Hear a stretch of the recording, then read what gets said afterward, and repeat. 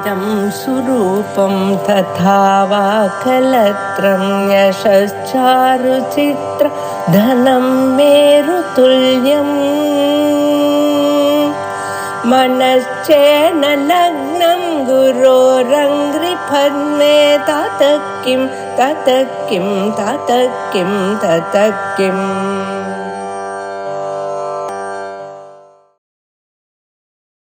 मंगलश्लोकः वागीशाद्या सुमनसः सर्वार्थानामुपक्रमे यं नत्वा कृतकृत्या स्युः तं नमामि गजाननं गुरुर्ब्रह्मा गुरुर्विष्णुः गुरुर्देवो महेश्वरः गुरुः साक्षात् परं ब्रह्म तस्मै श्रीगुरवे नमः।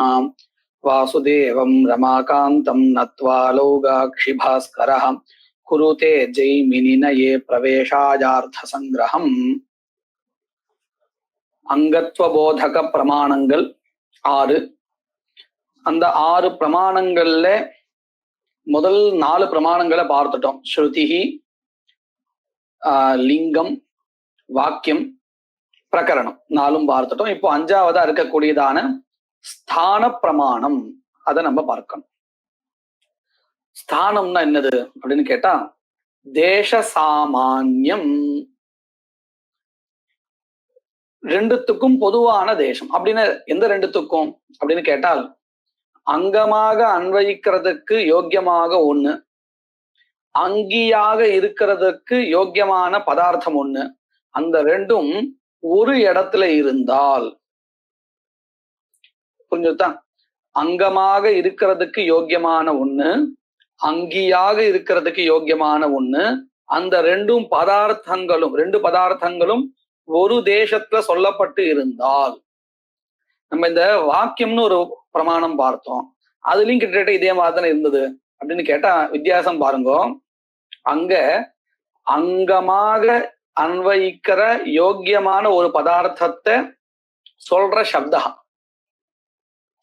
அங்கியாக அன்வயிக்கிறதுக்கு யோக்கியமான ஒரு பதார்த்தத்தை சொல்லுகின்ற சப்தா, அந்த 2 சப்தங்களுடைய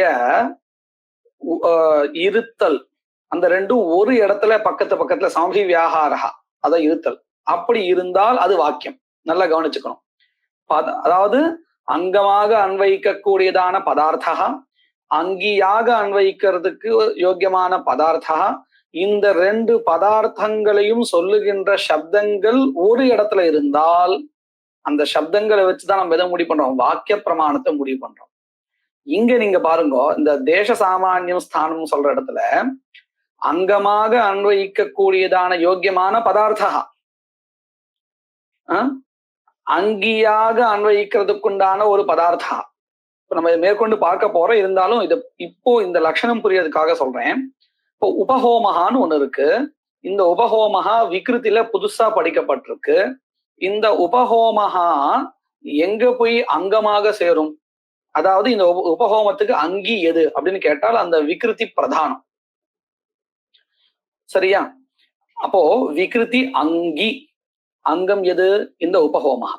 இது போய் சேர போறது இப்போ இந்த இடத்துல பாருங்க, நம்ம ஏற்கனவே இந்த விஷயம் பார்த்துட்டோம். விகிருத்தியினுடைய அங்காகாங்ஷா வரும் பொழுது பிராகிருத அங்கங்கள் முதல்ல போய் சேர்ந்துடுறது அப்படின்னு பார்த்தோம். அப்போ விகிருதிக்கு ஆகாங்ஷா பூர்த்தி ஆயிடுது. இனிமேற்கொண்டு எனக்கு அங்கங்கள் வேணும் அப்படின்னு அது கேட்காது. இருந்தாலும் அந்த விகிருத்தியினுடைய பிரகரணத்துல, அந்த விகிருதி பிரதான ஹோமகா இருக்கே, அதனுடைய பிரகரணத்துல அத ஹெட்டிங்கா போட்டு அதனுடைய வரிசையில படிக்கப்பட்டு இருக்கிறதுனால நம்ம என்ன பண்றோம்? இந்த உபஹோமத்தை அந்த விகிருத்தியோட சேர்த்து விட்டுறோம். இப்ப ஆகாங்ஷா ஒரு இடத்துல தான் இருக்கு. நம்ம இதையும் பார்த்திருக்கோம். உபஹோமத்துக்கு தான் ஆகாங்ஷா, விகிருதிக்கு ஆகாங்ஷா இல்லை.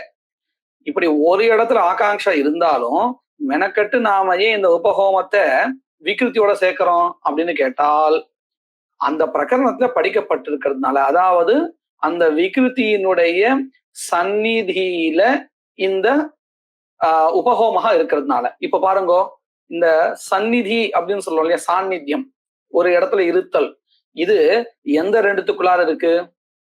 விகிருத்திக்கும் உபஹோமத்துக்கும், 2 பதார்த்தங்களுக்கு, அனுஷ்டேய பதார்த்தமான 2 கர்மாக்களுக்கு.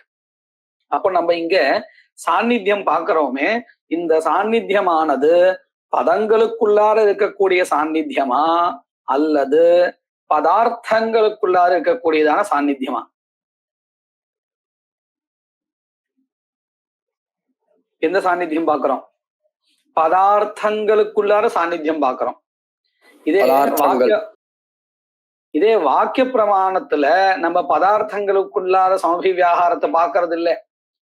அந்த பதார்த்தங்களை சொல்லுகின்றதான பதங்களுடைய சமபி வியாகாரத்தை பார்க்கிறோம். இது நல்லா புரிஞ்சுதா வித்தியாசம் என்னன்னு? ஏன்னா ரெண்டு இடத்துல நம்ம சமபி அதாவது ரெண்டு இடத்துலயும் சாநித்தியம் தான் பார்க்கிறோம். ஆனா ஒரு இடத்துல சப்தங்களுடைய சாநித்தியம் வாக்கிய பிரமாண ஸ்தலத்துல, இன்னொரு இடத்துல அந்த பதார்த்தங்களுடைய சாநித்தியம். ரெண்டு வித்தியாசம் நல்லா புரிஞ்சிருக்கா? அப்போ இந்த தேச சாமானியம் அப்படின்னு சொன்னா பொதுவான ஒரு தேசம், ஒரு இடத்துல படிக்கப்பட்டிருத்தல் அப்படிங்கிறது எந்த ரெண்டுத்துக்குள்ளார இருக்கக்கூடியது? அந்த ரெண்டு கர்மாக்கள் பதார்த்தங்களுக்குள்ளார இருக்கக்கூடியது. நல்லா புரிஞ்சது இல்லையா? அப்போ இதுதான் சொல்றான் தேச சாமானியம் ஸ்தானம் அப்படின்னு. அது த்விவிதம், அது ரெண்டு வகையா இருக்கு. இந்த தேச சாமானியம் ஸ்தானம்னு சொல்றோமே, இது ரெண்டு வகையா இருக்கு. எப்படி ரெண்டு வகையா இருக்கு பாருங்க. பாட சாதேஷ்யம், அனுஷ்டான சாதேஷ்யம். இப்போ நான் ஒரு விஷயம் நாம இப்போ பார்த்தோம் இல்லையா? உதாரணத்துக்காக உபஹோமஹா விகிருத்தியினுடைய பிரகரணத்துல படிக்கப்பட்டிருக்குன்னு பார்த்தோம் இல்லையா? அதாவது உபஹோமத்தை விதிக்கின்ற வாக்கியமானது எங்க இருக்கு? விகிருத்தியோடைய பிரகரணத்துல இருக்கு இல்லையா? அப்போ இந்த இடத்துல நம்ம அந்த பாட சாதேசம் சொன்னா ஒரே இடத்துல பாடம் படிக்கப்பட்டிருக்கு, பதார்த்தத்தை சொல்லுகின்ற அந்த பாடா இருக்கு. சரி, இந்த இடத்துல பதார்த்தத்தை சொல்லுகின்ற பாடத்தை வச்சுட்டு நம்ம பதார்த்த சாநித்தியத்தை பார்க்கிறோம். இருக்கட்டும். இந்த பாட சாதேசம் இருக்கே, இந்த இடத்துல நம்ம அனுஷ்டானம் எதை வச்சுன்னு பண்றோம்னா அங்க படிக்கப்பட்டிருக்கு, அந்த உபஹோமஹா அங்க படிக்கப்பட்டிருக்கு. புரியுதா? பாடா இருக்கு. நம்ம இது கொஞ்சம் நேரத்துக்கு முன்னாடி என்ன பார்த்தோம்? தேச சாமானியம்னு சொல்லும் பொழுது அனுஷ்டானம் பண்ணப்படுகின்ற பதார்த்தங்களுடைய சாநித்தியம் பார்த்தோம் இல்லையா? அது ஒரு வகை. இன்னொரு வகை என்ன இருக்கு தெரியுமா? அந்த கர்மாவை சொல்லுகின்றதான வாக்கியம் அங்க இருக்கு. அதாவது விகிருதி பிரகரணத்துல உபஹோமத்தை விதிக்கின்றதான வாக்கியம் அங்க இருக்கு. புரியுறதா? புரியலையா? அது உபஹோமத்தை விதிக்கிறதுக்குன்னு ஒரு விதி வாக்கியம் இருக்குமா இல்லையா? உபஹோம கர்மாவை விதிக்கிறதுக்குன்னு ஒரு வாக்கியம், விதி வாக்கியம் இருக்கும் இல்லையா? உற்பத்தி வாக்கியம். அந்த உற்பத்தி வாக்கியம் அந்த விகிருத்தினுடைய பிரகரணத்துல படிக்கப்பட்டிருக்கு. அந்த ஹெட்டிங் ஆரம்பிச்சு அதுல படிக்கப்பட்டிருக்கு. இப்போ எப்படி சாநித்தியம் வந்தது? உபஹோமத்துக்கும் விகிருத்திக்கும் சாநித்தியம் எப்படி வந்தது? அங்க படிக்கப்பட்டு இருப்பதுனால ஆச்சா. அப்போ இதை நம்ம என்ன சொல்லலாம்? பாட சாதேசம் சொல்லலாமா இல்லையா? ஒரே இடத்துல படிக்கப்பட்டிருக்கு சொல்லலாம் இல்லையா? இது பாட சாதேசம். அனுஷ்டான சாதேசம் என்ன தெரியுமா? இப்போ இங்க வரப்போற உதாரணமே சொல்றேன்.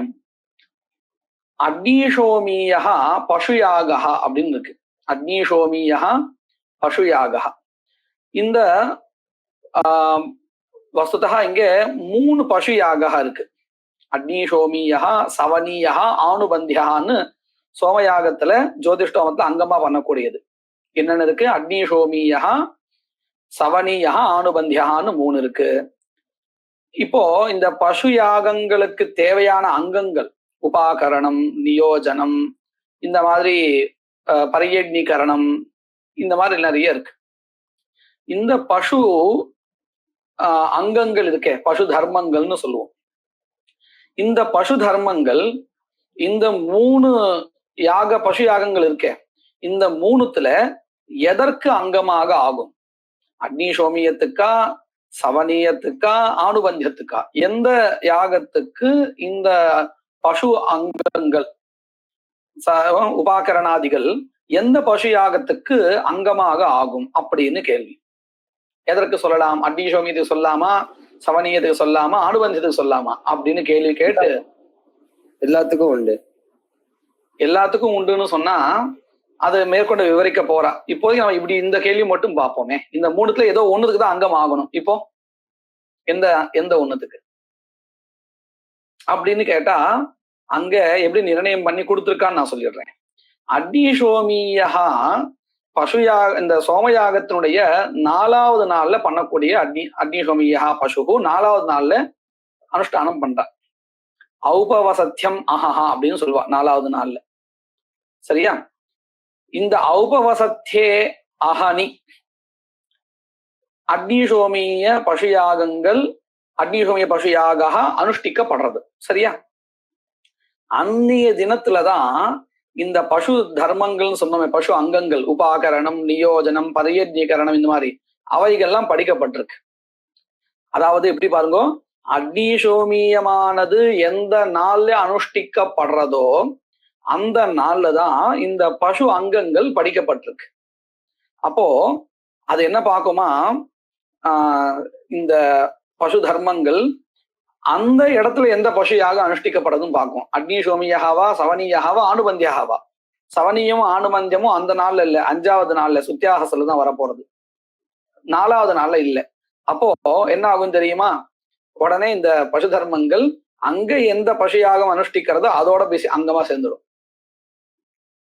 இப்போ இந்த பசு தர்மங்கள் அக்னிசோமியத்துக்கு அங்கம்னு ஆச்சு இல்லையா? இங்க எது காரணம் அப்படின்னு கேட்டால் அனுஷ்டான சாதேஷ்யம். அதாவது அந்த இடத்துல அக்னிசோமியா பசு அனுஷ்டிக்கப்படுறது எந்த இடத்துல இந்த பசு தர்மங்கள் படிக்கப்பட்டனவோ அந்த இடத்துல 4வது நாள் கிருத்தியம் இருக்கு, அங்கதான் இந்த பசு தர்மங்கள் படிக்கப்பட்டிருக்கு. அந்த பசு தர்மங்கள் படிக்கப்பட்ட அன்னைக்கு எந்த கர்மா அனுஷ்டிக்கப்படுறது? சவனியாவா, ஆணுபந்தியாவா, அக்னிசோமியாவா? அக்னிசோமியா. அப்போ இந்த தர்மங்கள் பசு தர்மங்கள் அத்தனையும் அக்னிசோமியத்துக்கு அங்கமாயிடும். இப்போ இந்த இடத்துல நீங்க என்ன பாருங்க, அக்னிசோமிய யாக இங்க படிக்கப்படலை, அது முன்னாடியே படிக்கப்பட்டு, அதோட உற்பத்தி வாக்கியம் முன்னாடியே இருக்கு. அனுஷ்டானம் தான் இங்க இருக்கு 4வது நாள்ல. அதுக்கு ஒரு வாக்கியம் இருக்கு, த்விதேவத்ய பசு ஔபவசத்தே அஹனி ஆலப்தவ்யான்னு ஒரு வாக்கியம். த்விதேவத்தியமான பசு இருக்கே அப்படின்னு அர்த்தம். அக்னிசோமியான்னு த்விதேவத்தியமா இருக்கல, 2 தேவத்தையை கொண்டுதான் இருக்கு. சவனீயமோ ஆணுபந்தியமோ அப்படி இல்லை. அதனால த்விதேவத்யா பசு ஔபவசத்தே அந்நிய ஆலப்தவ்யான்னு இருக்கிறதுனால 4வது நாள்ல அதனுடைய அனுஷ்டானம். ஆனா உற்பத்தி வாக்கியம் படிக்கப்பட்டிருக்கிறது முன்னாடியே வந்துடுறது. எதுக்கு? அக்னிசோமியத்துக்கு. ஆனா அனுஷ்டானம் இங்க. இப்போ எதுக்காக சொல்ல வேண்டியதா இருக்கு, உற்பத்தி இங்க இல்ல, அனுஷ்டானம் அங்க இருக்கு. அப்போ அனுஷ்டானத்தை வச்சுண்டு இந்த பசு தர்மங்கள் அக்னிசோமியத்துக்கு அங்கம்னு சொல்றோம். புரியுறதா? இதுக்கு முன்னாடி உபஹோமத்தை விகிருதிக்கு அங்கம்னு சொன்னோமே, அங்க எது காரணமா இருந்ததுன்னா அங்க பாடக காரணமா இருந்தது. பாட சாதேஷ்யம். ஒரே சமயத்துல, அதாவது விகிருதி எங்க படிக்கப்பட்டிருக்கோ அங்கேயே உபஹோமகாவும் படிக்கப்பட்டிருக்கு. அதனால அந்த 2 பதார்த்தங்களுக்கும் என்ன வந்துடுது? தேச சாமானியம் வந்துடுது. சரியா? இதே நான் 2வது சொன்ன உதாரணத்தை பாருங்க. உற்பத்தி வாக்கியம் 2த்துக்கும் ஒரு இடத்துல இல்லை, தனித்தனியா தான் இருக்கு. ஆனால் அனுஷ்டானம் பண்ணப்படுற இடம் அக்னிசோமியத்துக்கும் பசு தர்மங்களுக்கும் ஒன்னா இருக்கு. அப்போ இந்த இடத்துல எது சாமான்யமா இருக்குன்னா அனுஷ்டான சாமான்யம். அனுஷ்டான தேசா இருக்கு, அது சாமான்யமா பொதுவா இருக்கு 2த்துக்கும். இதுக்கு அங்கியாக இருக்கக்கூடிய அக்னிசோமியத்துக்கும் அங்கங்களாக இருக்கக்கூடியதான பசு தர்மங்களுக்கும் உபாகரணாதிகளுக்கு. இப்ப 2 விதமான சாதேசம் இங்க இருக்கு. நல்லா புரிஞ்சுதா இது? இப்ப இது மனசை வச்சு பாருங்க. தேச சாமான்யம் ஸ்தானம் தத் த்விவிதம் கதம் பாடசாதேஷ்யம் அனுஷ்டான சாதேஷ்யம் சேதி. பங்கி அர்த்தம் நல்லா புரிஞ்சிருக்கா? ஸ்தானம் கிரமஸ்ச இதி அனர்த்தாந்தரம். இந்த இடத்துல வாஸ்தவிகத்தை இந்த இடத்துல நமக்கு இந்த புஸ்தகத்தை தேவையில்லை. இது இந்த சாஸ்திரக்காரால பிராச்சீனக்காரால் நவீனக்காரால் 2 விதமா இருப்பா இல்லையா? அவளுடைய பாஷையும் மாறும். பிராச்சீனக்காரெல்லாம் இந்த ஸ்தானம் அப்படிங்கிற பிரமாணத்தை கிரமஹான்னு சொல்றது உண்டு. அவர்களுடைய பாஷையில கிரமஹா அப்படின்னு சொல்லிடுவா. என்ன, இப்போ நாம இதை ஸ்தானம்னு சொல்லிட்டு இருக்கோம். அப்போ எங்கேயாவது புஸ்தகத்தை நம்ம கிரமஹா அப்படின்னு பதத்தை பார்த்தால் கிரமஹான வரிசைன்னு அர்த்தம் எடுத்துக்கூடாது, ஸ்தான பிரமாணம்னு எடுத்துக்கணும். இது எதுக்காக இதை மெனக்கட்டு சொல்றாருன்னு கேட்டா, நம்ம ஏற்கனவே பார்த்துக்கோம், இந்த அர்த்த சங்கிரகா அப்படிங்கிற கிரந்தமானது எந்த புஸ்தகத்திலிருந்து எடுக்கப்பட்டதுன்னு கேட்டா, நியாய பிரகாஷா இருக்கு இல்லையா, அந்த கிரந்தத்திலிருந்து எடுக்கப்பட்டதுதான் இது. அந்த கிரந்தத்துல இந்த ஸ்தான பிரமாணத்தை நிரூபிக்கிற சமயத்துல அந்த கிரந்தக்காரர் ஆபதேவகா என்ன பண்ணினார், வார்த்திக ஸ்லோகத்தை எடுத்து உதாரணமா காமிச்சார்.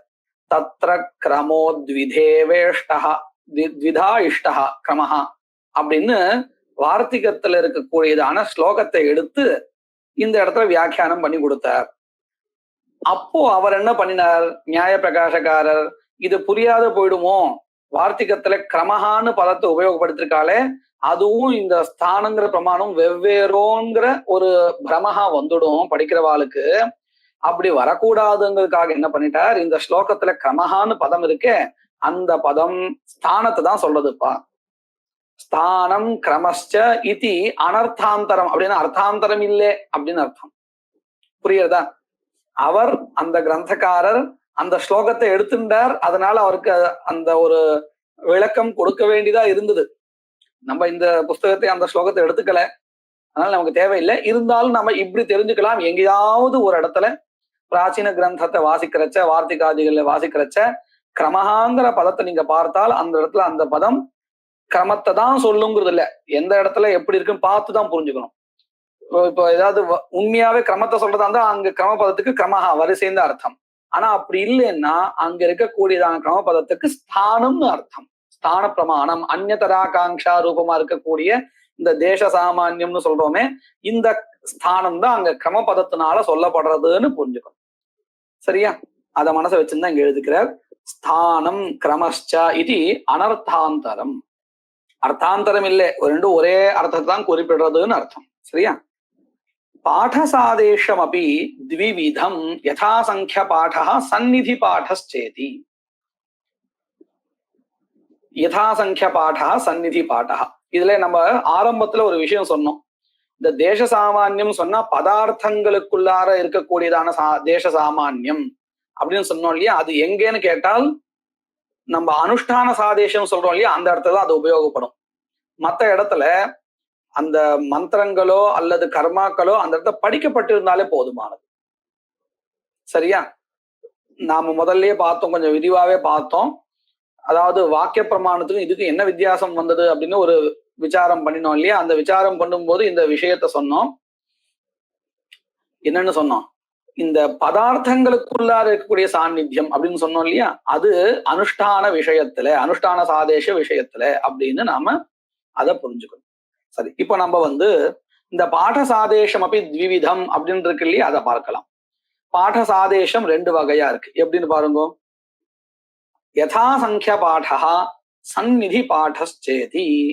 இந்த யதாசங்கிய பாடான்னு பேரு பார்த்தாலும் நமக்கு சட்டுன்னு என்ன ஞாபகம் வரும், வியாக்கரணத்துல நம்ம படிப்போம் இல்லையா, ஏச்சோயவாயாவகான்னு படிச்சுட்டு யதாசங்கிய முனுதேச சமானான்னு படிப்போம் இல்லையா. உத்தேசத்துக்கும் விதேயத்துக்கும் சமசங்கியாகமா இருந்தால் அப்படியே எடுத்துக்க வேண்டியதுன்னு பார்ப்போம் இல்லையா. அதே விஷயம்தான் இங்கேயும், ஒன்னும் வித்தியாசம் இல்லை, அதேதான். எப்படின்னு பாருங்க. தத்திர பாடசாதேசேன விநியோகா கதம் அப்படின்னு சொல்ற. தத்திர ஐந்திராட்யமேகாதசகபால் அந்நிர்வபேத் அப்படின்னு இருக்கு இல்லையா. இந்த வாக்கியம் விதாயக வாக்கியம், கர்ம உற்பத்தி வாக்கியம். அதாவது ஐந்திராட்டம் புரோடாசையாக இருக்கு இல்லையா, யாரு சான்னாயம் பண்ணாத இருக்காரோ, யாருக்கு அந்த சோமயாக பண்ணலையோ அவளுக்கு சான்னாயம் கிடையாது இல்லையா. அந்த ஸ்தானத்துல ஐந்திராட்ட புரோடாசா விதிக்கப்பட்டிருக்கு. அதனுடைய உற்பத்தி வாக்கியம் இது. ஐந்திராட்டம் ஏகாதசகபாலன் நிர்வபேத் அப்படின்னு இருக்கு. அடுத்தது வைஸ்வானரம் வைஸ்வானன் துவாதசகபாலன் நிர்வபேத் இப்படின்னு இருக்கு. சரியா? இதெல்லாம் காமியஷ்டி காண்டத்துல படிக்கப்பட்டிருக்கக்கூடியதான வாக்கியங்கள். சரியா? இதே மாதிரி காமிய யாஜானு வாக்கியா மந்திரங்கள்னு சில அணுவாக்கங்கள் இருக்கு.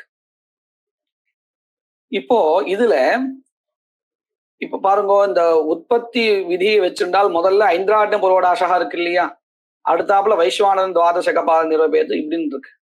இந்த கிரமத்துல இருக்கு. ஐந்திராட்டம் முதல்ல, வைஸ்வானரன் ரெண்டாவது அப்படின்னு இருக்கு. அதே மாதிரி இந்த யாஜானு வாக்கியா மந்திரங்கள் இருக்கு இல்லையா, அந்த இடத்துல மந்திரங்கள் அணுவாக நம்ம எஜுர்வேதத்துல இல்ல, இது வாரிசநேயத்தை வச்சுட்டு இங்க விளக்கு இருக்கா ஏன்னு கேட்டா ஒவ்வொரு அணுவாக்கமா இருக்குன்னு சொல்றா. அது நம்ம இதுல அப்படி இல்லை, ஒரே அணுவாக்கமா தான் இருக்கு. நமக்கு இங்க என்ன தேவைன்னு நான் சொல்லிடுறேன். இந்த மந்திர யுகலங்கள் ரெண்டு மந்திரங்கள் தேவை. இப்ப யாஜானு வாக்கியா மந்திரத்துல முதல்ல ஒரு 2 யுகலம் இருக்குன்னு வச்சுப்போம். அப்படின்னு சொன்னா இந்திரா ஆக்னீரோ சனா திவா அப்படின்னு ஆரம்பிக்கிறது இல்லையா. இந்த ஒரு அம்சம் மட்டும் இல்ல, அதுக்கப்புறம் இருக்கக்கூடிய மந்திரமும் யுகலம்னா 2 பேர். இந்த 2 இப்ப பாருங்க, இந்த மந்திரத்துக்கு ஆகாங்ஷை இருக்கு. நான் எதை பிரகாசனம் பண்ணும், எதற்கு அங்கமா ஆகணும்னு இருக்கு. சரியா? அப்படி இதுக்கு ஆகாங்ஷை இருக்கும் பொழுது பிரதானத்துக்கு, அதாவது ஐந்திராட்டம் புரோடாசத்துக்கு ஆகாங்ஷை எல்லாம் இல்லை. இந்த மந்திரத்தை வச்சு ஆகாங்ஷை இல்லை. ஆனா ஒரு இடத்துல ஏன்னா ரெண்டு இடத்துல இருந்தாலும் தப்பு இல்லை. ஏன்னா பிரகரணம் மந்திரத்தை விநியோகிக்காது. அதனால 2 இடத்துல இருந்தாலும் பரவாயில்ல, இருந்துட்டு போட்டோம். நமக்கு தேவை என்னது, இந்த மந்திரமானது நான் எந்த பிரதானத்துக்கு அங்கமா சேரணும்னு எதிர்பார்த்துட்டு இருக்கு. அப்போ இதனுடைய பார்வையில முதல்ல எந்த யாகா வருது, இந்த மந்திரத்தினுடைய பார்வையில் நான் எதை பிரகாசனம் பண்ணணும், எதற்கு அங்கமாக ஆகணும் அப்படின்னு நினைக்கும் பொழுது எந்த யாகா முதல்ல உபஸ்திதமாறுது? இந்த ஐந்திராட்டம் புரோடாச யாகா தானே. அப்ப அதுல போய் அங்கமா சேர்ந்துடும். இதுதான் யதாசங்கியம். 1வது 1வது யுகலம். அடுத்தது ஒரு யுகலம் விநியோகம் ஆயிடுத்து, அதோட முடிஞ்சு போயிடுது. இப்ப 2வது யுகலம் இருக்கு வைஸ்வானர யாகத்துக்கு. அதுக்குன்னு இல்ல, வசதா இதுக்கு அது அங்கம்னு சொல்றதுக்கு அங்க ஸ்ருதி இல்லை, இருந்தா அதுவே விநியோகம் பண்ணிடுமே. அப்படி இல்லை. முதல் யுகலம் முதல் யாகத்துக்கு, 2வது யுகலம் 2வது யாகத்துக்குன்னு சொல்றதுக்கு அங்க என்ன இல்லை, ஸ்ருதி வேற பிரமாணங்களும் இல்லைங்கிறதுனாலதான் நம்ம இந்த ஸ்தான பிரமாணத்தினால விநியோகம் சொல்லிட்டு இருக்கோம். புரியுறதா? இப்ப 2வது யுகலம் இருக்கும் இல்லையா, ஒரு பேர், அவைகளுடையதான ஆகாங்ஷா வரும் பொழுது எந்த யாகா உபஸ்திதமா இருக்கும்? வைஸ்வானரன் தார்ஷகபாலம். அப்போ அதுக்கு அங்கமாக இந்த மந்திரங்கள் போய் சேர்ந்துடும்.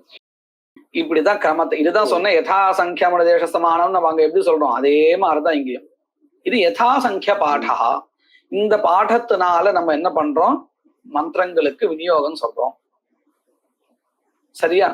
இங்க இன்னொன்னு இதிகர்த்தவியதாகாங்ஷா இருக்கே தவிர்த்து, இதிகர்த்தவியதாகாங்ஷான்னு சொன்னா இந்த மந்திரங்களுக்கு இல்லை அந்த இதிகர்த்தவியதாகாங்ஷம். வஸ்துதா நம்ம இந்த அந்நியதராகாங்ஷான்னு சொல்றோம் இல்லையா, இந்த இடத்துல அதுவும் வராது. ஏன்னா மந்திரங்களுக்கு ஆகாங்ஷா கிடையாது. புரியுதா? இதிகர்த்தவியதாகாங்ஷா அப்படிங்கிற ஆகாங்ஷையே எதுக்கு வராது?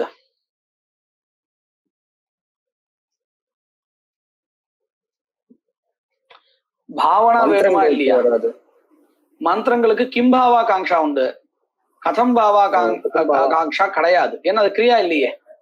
எதுக்காக இது ஆரம்பிச்சேன்னு சொன்னா, கிரியாயாக ஏவ விநியோஜகம் பிரகரணம்னு சொன்னோம் இல்லையா, அதனாலதான் இங்க பிரகரணம் இங்க விநியோஜகம் ஆகாதுங்கிறதுக்காக. புரியுதா? வசதாக நடுவு தேவையில்லை. சட்டுன்னு தோணுது பிரகரணம் இங்க விநியோகம் ஆகுமா ஆகாதான்னு கேட்டா ஆகாதுன்னு சொல்லதுக்காக ஆரம்பிச்சேன். வாஸ்தவத்தை இந்த அம்சம் நமக்கு தேவையில்லாத அம்சம். சரி, இப்போ இது புரிஞ்சுட்டா எப்படி மந்திரஹா அங்கமாக விநியோகம் பண்ணப்படுறது அப்படிங்கிறது புரிஞ்சுட்டா? அதாவது இப்போ நம்ம 2ஆம் காண்டத்துல வர்ற அந்த யாகங்கள் எல்லாமே அந்த கடைசி பாகத்துல அந்த புரோண வாக்கிய யாஜ இந்த யதாசங்கிய பாட்டேன விநியோகம், இந்த காரணத்தால ஒன்னொன்னுக்கும் ஒன்னொன்னு நம்ம மாட்டுக்கு எடுத்துட்டே இருக்கணும். ஒவ்வொன்னு அங்கம்னு முடிவு பண்ணிக்கணும். ஓஹோ, சரி. அது இந்த இதனால ஸ்தான சாமியத்தினால எடுத்துக்கணும். ஓஹோ, சரி. இதுதான் ரெண்டு எக்ஸாம்பிள் கொடுத்திருக்காரு இல்லையா. அத்த ஐந்திராக்னம் ஏகாதச காலம் நிருபபேதம் ஒண்ணு இருக்கு, அப்புறம் வைஸ்வானம் ஒண்ணு இருக்கு. அதுக்கப்புறம் இத்தியாதீனாம் யாக்யானு வாக்கியம் மந்திராணாம் யதாசங்கியம் பிரதமம் த்விதீயம் இத்யேவம் ரூபோ விநியோகः யதாசங்கிய பாடாத். அதுக்கு என்ன அர்த்தம்? அதுதான் இப்ப சொல்ல போறேன். இல்ல பாருங்க, இப்ப இந்த ஐந்திராட்டம் ஏகாதச கபால நிரவபேத அப்படிங்கிற வாக்கியத்தினால ஒரு கர்மா விதிக்கப்பட்டது இல்லையா. ஆமா. அந்த கர்மாவுக்கு அங்கமாக வரப்போறது இந்திரா அக்னிரோச்சனா திவா அப்படிங்கிற ஆரம்பிக்கிற மந்திர யுகலம் ரெண்டும் அதுக்கு அங்கம். சரி. அத போல வைஸ்வானதன் துவாதசகபாலன் நிர்வபேத் அப்படிங்கிற இந்த வாக்கியத்தினால சொல்லப்பட்ட கர்மாவுக்கு எந்த மந்திரம் அங்கம் கேட்டா வைஸ்வானரோஜி ஜனத் அப்படின்னு வரப்போறது அந்த மந்திரம். அது இவர் கிரந்தக்கார சொல்லல. அந்த யுகலம், அதாவது இப்படி ஆரம்பிக்க கூடியதான மந்திர யுகலம் இருக்கு இல்லையா, அது அதற்கு அங்கம். இந்த மாதிரி ஒவ்வொரு இஷ்டிக்கும் ஒவ்வொரு யுகலமா சேரும். இப்போ உதாரணத்துக்கு ஏக்கு ஐ, ஓக்கு ஔ இப்படின்னு சொல்றோம் இல்லையா கிரமமா, அந்த மாதிரி. இல்ல, என்னுடைய கேள்வி என்ன, இத்தியாதீனாம் யாஜ்யானுவாக்கிய மந்திரானாம், அதாவது யாஜ்யானுவாக்கிய மந்திரானாம்னா அது பேரு பேரு இந்திரா அக்னி ரோச்சனாதிவா இந்த மந்திரங்கள் இருக்கு இல்லையா, இந்த மந்திரங்களுக்கு இப்படி ஒரு பேரு யாஜ்யானுவாக்கியா மந்திரங்கள்னு பேரு, அதனுடைய பேர் அது. இப்போ நான் பந்தி வாசிக்கிறேன். தத்ர ஐந்திராக்னமேகாதசகபாலன் நிர்வபேத் வைஸ்வானரம் துவாதசகபாலன் நிர்வபேத் இத்யேவம் கிரம விஹிதேஷு இந்திராக்னிரோச்சனா திவஹ இத்தியாதீனாம் யாஜ்யானுவாக்கியா மந்திராணாம். இதுக்கு மேற்கொண்டு நிறைய மந்திரங்கள் இருக்கு, அதுக்காக தான் அந்த பேர் மட்டும் கொடுத்துட்டா. அந்த அனுவாகத்துல இன்னும் மேற்கொண்டு நிறைய மந்திரங்கள் இருக்குன்னு அர்த்தம். மந்திராணாம் யதா சங்கியம் பிரதமஸ்ய பிரதமம் த்விதீயஸ்ய த்விதீயம் இத்யேவம் ரூபஹ விநியோகஹ யதா சங்கிய பாடாத் பவதி. இங்க நம்ம அர்த்தத்தெல்லாம் வச்சு பார்க்கவே வேண்டாம். அர்த்தம் அந்த தேவத்தை பிரகாசனம் பண்ற மாதிரி இருக்கா, சந்தோஷம். இல்லைன்னாலும் மூணாவது மந்திரம் மூணாவது யாகத்துக்கு அவ்வளவுதான். அந்த மூணாவது யாகத்துல அக்னி தேவத்தை மந்திரம் அக்னியை பிரகாசனம் பண்ணல இல்லைன்னாலும் பரவாயில்ல, அப்படி எடுத்துக்க வேண்டியதுதான். எப்படி நம்ம இதே அப்படியே வியாக்கரணத்தையும் உதாரணமா சொல்லலாம். நம்ம இந்த ஸ்தானேந்திர தமகா இருக்கு இல்லையா, அதை வச்சுட்டு சாதிருஷ்யம் பாக்குறது இல்லை. யதா சங்கியமன தேச சமானான்னு சொல்ற இடத்துல நம்ம இந்த ஸ்தான பிரயத்னாதிகள் சரியா இருக்கான்னு பாக்குறது இல்லை, பார்க்காம இருக்கிறது இருக்கபடி எடுத்துக்கிறோம். அத போல இங்கேயும் மந்திரங்களை முதல் யாகத்துக்கு முதல் யுகலம்னு சொல்லும் பொழுது என்ன பார்க்க கூடாது, லிங்கத்தை பார்க்க கூடாது. லிங்கம்னா அந்த சப்தகர சாமர்த்தியம், இந்த யாகத்துல சம்பந்தப்பட்ட தேவதையை தான் இந்த மந்திரம் பிரகாசனம் பண்றதா அப்படின்னு பார்க்க வேண்டாம். ஒரே சமசங்கியா மூணாவது யாகா மூணாவது மந்திர யுகலம். ஆனா அது அப்படின்னு எடுத்து அது வந்துரும்ல,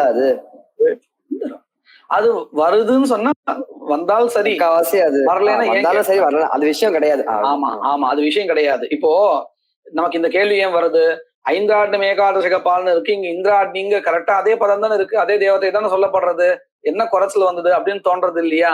ஆனா நல்லா கவனிக்கணும், இந்த முதல் பதம் தான் அப்படி இருக்கு. அடுத்த மந்திர யுகலம்னா ரெண்டு மந்திரம் தானே, ரெண்டாவது மந்திரம் எதை பிரகாசிக்கிறது தெரியலையே.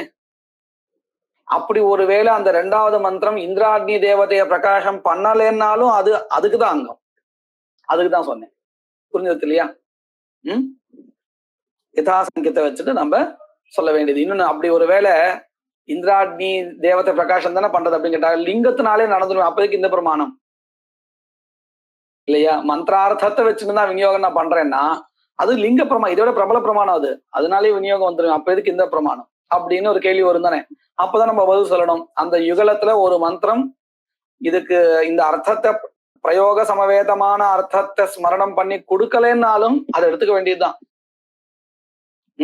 இந்த ரெண்டு கரெக்டா இருக்கு. உதாரணம், அடுத்த மூணாவது கர்மாவுக்கு என்ன மந்திரம்னு தெரியல, பார்த்தா தெரியும். அது சம்பந்தம் இல்லாததா இருந்ததுன்னு சொன்னா நமக்கு நம்முடைய புரியுதலுக்கு ரொம்ப சௌகரியமா இருக்கும். இந்த பங்கிக்கு அர்த்தம் புரிஞ்சுட்டா யதாசங்கிய பாடாத் வரையில அவகதமாச்சாரே. பிரதமஸ்ய பிரதம படித மந்திரஸ்ய ஹி கைமர்த்தியாகாங்காயாம் அப்படின்னு அர்த்தம்.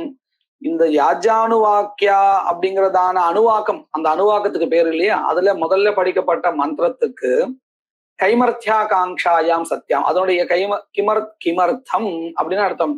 கிம் பாவயேயம் அப்படின்னு ஒரு ஆகாங்ஷா மந்திரத்துக்கு, எதை நான் பிரகாசனம் பண்ணணும் அப்படின்னு ஆகாங்ஷா வந்திருக்கும் பொழுது கைமர்த்தியாகாங்காயாம் பிரதமதா விஹிதம் கர்ம ஏவ பிரதமம் உபதிஷ்டதே, முதல்ல விதிக்கப்பட்ட கர்மாதான் முதல்ல உபசிதமாகும். அதாவது இந்திராக்னி ரோச்சனாதிவகாங்கிற மந்திரத்துக்கு இப்போ கிம் பாவயேதுன்னு ஒரு ஆகாங்ஷா இருக்கு. வைஸ்வானர துவாதசகபால நிரூபேதன் வாக்கியத்தினால் விதிக்கப்பட்ட கர்மா உபஸ்திதமாகும், அதுக்கு இது அங்கமாயிடும் அப்படின்னு சொல்ல முடியுமா? முடியாது. முதல்ல எது உபஸ்திதமாகும்? முதல்ல விதிக்கப்பட்ட கர்மா தான். அப்போ பாருங்க, கைவர்த்தியா காங்காயாம் பிரதமதா விஹிதம் கர்மைவ பிரதமம் உபதிஷ்டதே. ஏன்? சமான தேசத்வாத். ஒரே எண்ணிக்கையில ஒன்னாவது அப்படி படிக்கப்பட்டிருக்கிறதுனால ஏச்சோஜவாயாவகான்னு சொல்லிட்டு ஏகாரத்துக்கு ஆவ் ஆதேசா சொல்லலாம் அப்படின்னு கேட்க முடியுமா? சொல்ல முடியாது. ஏன்னா ஏக்கு ஐதன ஃபர்ஸ்ட் உபஸ்திதமா இருக்கு, அதுதான் முதல்ல வரும். அதை விட்டுட்டு போறதுக்கு என்ன காரணம் இருக்கு? ஒன்னும் காரணம் இல்லை. அப்போ அதுதான் முதல்ல உபஸ்திதமாகும். ஏவம் திதீய மந்திரஸ்யாபி, இதே மாதிரி இரண்டாவது மந்திரங்களுக்கும் இப்படி வச்சுக்கணும். சரி, இப்போ ஒரு விஷயம் முடிஞ்சிருக்கு. எந்த விஷயம் முடிஞ்சிருக்கு? பாடசாதேஷம் அப்படிங்கிறதான அதுல யதாசங்கிய பாடம் முடிஞ்சிருக்கு. இப்போ சந்நிதி பாடா, அதுக்கு உதாரணம் பார்க்க போறோம். இதுக்குதான் நம்ம உதாரணம் பார்த்தோம், உபஹோமஹா. சரியா? பாருங்க, உபஹோமம் ஆமன ஹோமஹா அப்படின்னு இவ எடுத்துக்கா. சரி, இருக்கட்டும், அது ஒரு ஹோமஹா. இதுல நம்ம நல்லா கவனிக்க வேண்டிய ஒரு விஷயம் இருக்கு. விகிருத்தியில புதுசா படிக்கப்பட்டிருக்குங்கிறதுனாலேயே அது ஸ்தான பிரமாணத்தினால அங்கம் ஆயிடும் அப்படிங்கிறது கிடையாது. சில சமயத்துல விகிருத்தியில பிரகரண பிரமாணத்தினாலையும் விநியோகம் ஆகும். நம்ம கடைசி பாடத்துல ஒரு விஷயம் படிச்சோம். பிரகரணம் பிரகிருதௌ ஏவ விநியோஜகம் விகிருதௌ ந பவதி. ஏன் அப்படின்னு கேட்டா, விகிருத்தியில உபயாகாங்காவே வராது. விகிருத்திக்கு ஆகாங்ஷா இருக்கும் பொழுது பிராகிருத அங்கங்கள் சேர்றது. ஆனா பிராகிருத அங்கங்களுக்கு அப்ப ஆகாங்ஷா இல்லை. பிராகிருத அங்கங்கள் சேர்ந்ததுக்கு அப்புறம் விகிருதி ஆகாங்ஷா பூர்த்தி ஆயிடுறது.